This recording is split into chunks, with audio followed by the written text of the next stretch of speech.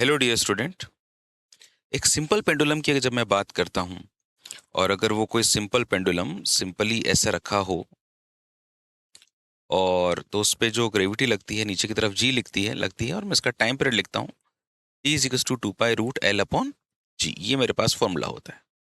यहाँ जो जी होता है वो जी इफेक्टिव होता है कि जो नेट ग्रेविटी लग रही है उसके मोशन में जो उसको ऑसिलेट करवा रही है, जो रिस्पॉन्सिबल है वो अपन लोग यहाँ पे जी इफेक्टिव लिखते हैं।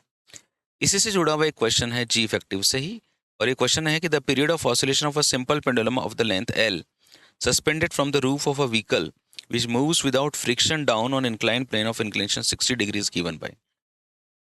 ये एक वेन है मान लीजिए। इस वेन में एक पेंडुलम था जो यहाँ पे सस्पेंडेड था और ये अगर सिंपल ही वेन खड़ी रहती तो उसका time period T is to 2 pi root L upon G होता। बट अगर ये एक इंक्लाइन प्लेन की तरफ जा रही है नीचे की तरफ और एंगल 60 डिग्री है तो मेरे को उसका टाइम पीरियड बताना है। देखो यार, मेरे को इसमें जी इफेक्टिव निकालना पड़ेगा कि इफेक्टिव ग्रेविटी कितनी है। ये तो तय है कि जब ये नीचे की तरफ जाएगी जो है ट्रॉली, तो एक बात आप बहुत अच्छे से जानते हैं, जब भी कोई ऑब्जेक्ट इस तरह से नीचे की तरफ जाता है तो उसका एक्सेलरेशन कितना होता है, जी साइन थीटा। ओके, अभी जी साइन थीटा क्यों होता है पहले तो मैं आपको बताता हूँ। एक्चुअली क्या होता है कि जब अपन लोग किसी इंक्लाइन प्लेन पर होते हैं और यहाँ पर अगर अपन लोग हैं तो ग्रेविटी ऐसे नीचे की तरफ लग रही होती है ग्राउंड की तरफ, और ये एंगल अपने पास में थीटा है। तो हम लोग इस ग्रेविटी के दो कंपोनेंट्स कर देते हैं, एक इधर की तरफ मोशन की तरफ और एक परपेंडिकुलर। अब ये हमारे पास ट्राइंगल है, ये थीटा है, तो ये 90 माइनस थीटा हो जाएगा और ये थीटा हो जाएगा। मैं जानता हूँ कि अगर मेरे को कहीं पे जी दिया हुआ है तो मैं, और जिसके साथ थीटा बन रहा है उधर जी का कंपोनेंट जी कॉस थीटा हो जाएगा और दूसरी साइड में जी साइन थीटा हो जाएगा। ओके, तो जो जी साइन थीटा है ये इस पे नीचे की तरफ ऐसे लग रहा है जिसके कारण ये ट्रॉली नीचे की तरफ जा रही है। जैसे ही कोई सिस्टम एक्सेलरेटेड होता है, this is a accelerated system, तो एक्सेलरेट सिस्टम जो होता है वो नॉन इनर्शियल होता है।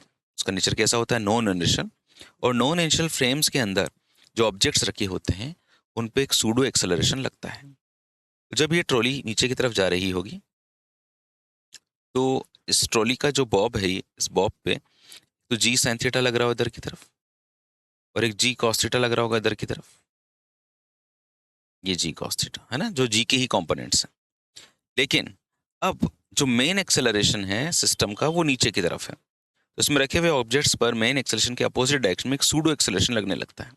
जैसे अपन लोग एक बस से जा रहे हैं, बस अचानक से एक्सेलरेट हो गई, उसने स्पीड बढ़ा दी, तो हम लोग किधर गिरते हैं, पीछे की तरफ, सीट की तरफ, है ना। तो हमको ऐसे पीछे की तरफ एक सूडो एक्सेलरेशन महसूस होता है। तो this is g sine theta, this is acceleration due to pseudo force. तो जो पेंडुलम होता है, एक्चुअली ये पेंडुलम दो प्रकार के एक्सेलरेशन महसूस कर रहा है। कौन कौन से, एक तो जी साइन थीटा इस तरफ, जी कॉस थीटा है तो जी के कंपोनेंट्स हैं, और ये वाला जो जी साइन थीटा आपको दिखाई दे रहा है this is acceleration due to pseudo. अच्छा, अब एक बात बताओ कि ये जो एक्सेलरेशन ड्यू टू सूडो है और एक्सेलरेशन जो आपका जो ओरिजिनल था, ये वाला जी साइन थीटा और ये जी साइन थीटा, दोनों की मैग्नीट्यूड बराबर है, डायरेक्शन अपोजिट है, तो एक दूसरे को कैंसिल कर देंगे।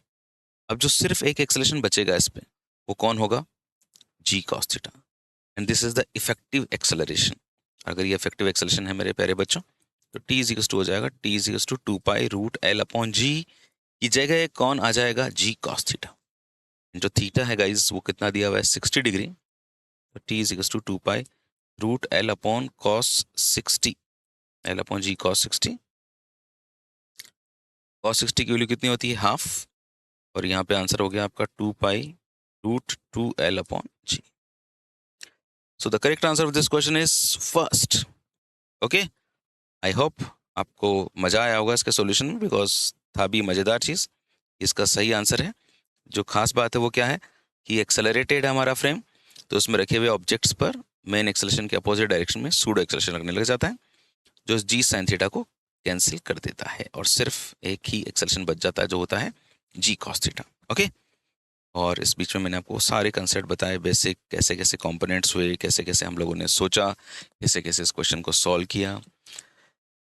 जो भी क्वेश्चन आपके सामने आए आप उस क्वेश्चन को जीने की कोशिश करो, उसको इमेजिन करने की कोशिश करो कि वो कैसे हुआ है ना। जितना इमेजिनेशन से, जितना समझ के आप सवालों को करोगे, सवाल आपके ज़हन में, आपके दिमाग में, आपके मस्तिष्क में ज़्यादा समय तक रहेंगे, वो कॉन्सेप्ट ज़्यादा समय तक रहेंगे और एग्ज़ाम के अंदर वो बड़ी मदद करते हैं।